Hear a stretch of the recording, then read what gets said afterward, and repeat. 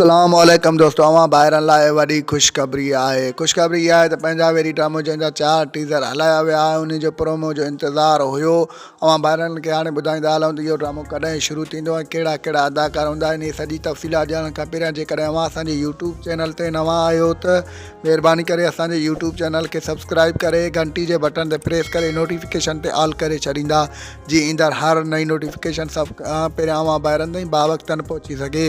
दोस्तों हाणे हलूं था पंहिंजे मेन ॻाल्हि ॿोल तरफ़। जीअं त तव्हां गुज़िरियल ॾींहंनि में ॾिठो त पंहिंजा वेरी ड्रामे जा टीज़र 1 टीज़र 2 टीज़र 3 ऐं टीज़र 4 बि हलायो वियो आहे ऐं उन जो हाणे तफ़सीलात ॾिनो वियो आहे त उहो कॾहिं शुरू थींदो। जीअं त दोस्तों तव्हांखे ॿुधाईंदा हलूं त उहो 1 डिसंबर यानी 2025 जे लास्ट महीने यानी 1 डिसंबर खां शुरू थींदो। उन में तमामु सुठा अदाकार हूंदा, अचनि तीवणो ऐं ॿिया तमामु सुठा असगर को ऐं ॿिया बहितरीनु अदाकार हूंदा, बिलाल खोकर। ऐं तव्हां ॾिसंदव त हिन ड्रामे में तमामु बहितरीनु मज़ो हूंदो।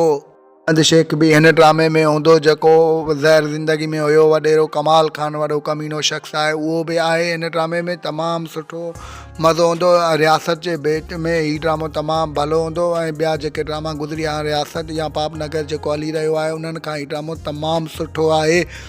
तव्हांखे ॿुधाईंदा हलूं त 1 डिसंबर यानी 1 डिसंबर खां हीउ ड्रामो शुरू थी वेंदो। बाक़ी जेको जेकॾहिं टाइम टेबल सेट कयो वियो यानी हफ़्ते में 5 ॾींहं 6 ॾींहं, उहो तव्हां दोस्तनि खे असां जल्द अज़ जल्द अपडेट करे छॾींदासीं।